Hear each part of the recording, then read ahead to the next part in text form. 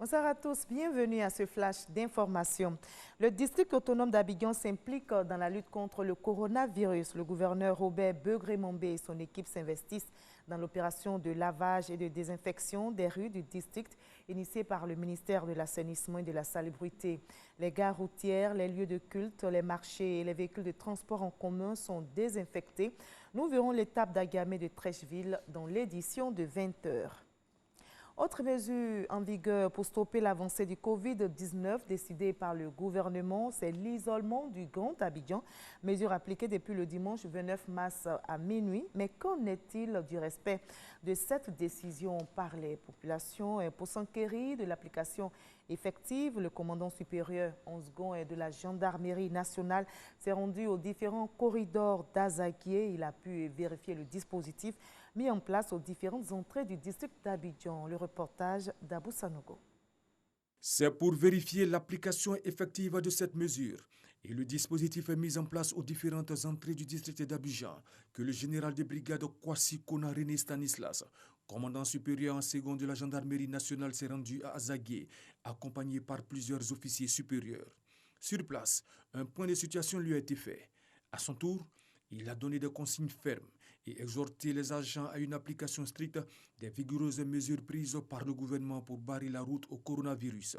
Après Azaguié, cap sur d'autres corridors, notamment à Toumanguié, en passant par Alépé, pour vérifier l'application de la mesure d'isolement d'Abidjan. Le lendemain, les commandants des premières légions de gendarmerie territoriale et mobile ont pris le relais. Ils ont notamment visité le poste à péage d'Atengue et sur la voie de Dabou.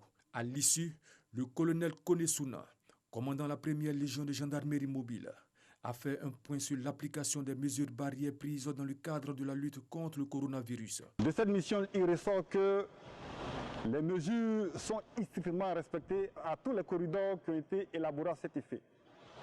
Je note que pour isoler la ville d'Abidjan, 7 checkpoints ont été mis en place. Nos hommes prennent les précautions exigées par la hiérarchie afin de ne pas être contaminés par le Covid-19.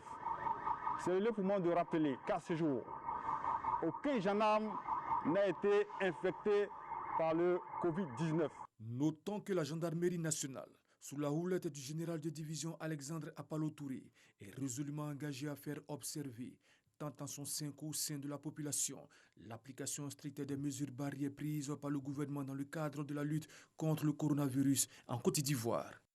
Les praticiens sont aussi au front dans la lutte contre le coronavirus. Les acteurs de la médecine traditionnelle veulent apporter leur contribution. Ceux de la région de Gbeke se sont retrouvés justement pour réfléchir et affiner leurs actions. Ils ont encouragé les membres de la fédération à proposer des solutions à la médecine moderne pour mettre frein à l'avancée du Covid-19. Le respect des mesures barrières a été également évoqué au cours de cette rencontre. Le coronavirus touche aussi la Tunisie. On dénombre plus de 550 personnes contaminées et 19 morts. Pour lutter contre la pandémie, le Parlement a décidé hier samedi 4 avril d'élargir de manière exceptionnelle les pouvoirs du chef du gouvernement pour une durée de 2 mois. Il pourra accélérer les procédures législatives en promulguant les décrets-lois en vue de combattre la spéculation en ces temps de crise sanitaire. Le chef du gouvernement tunisien affirme qu'il utilisera ces nouvelles prérogatives pour limiter l'impact négatif du coronavirus sur la vie de ses concitoyens.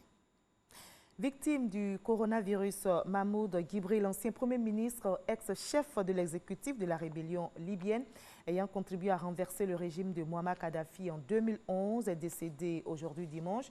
Il a été emporté par le Covid-19 au Caire en Égypte après une hospitalisation de 2 semaines. Notez que la Libye a confirmé mardi dernier son premier cas de coronavirus alors que des années de violence ont porté un sérieux coup sur son système de santé.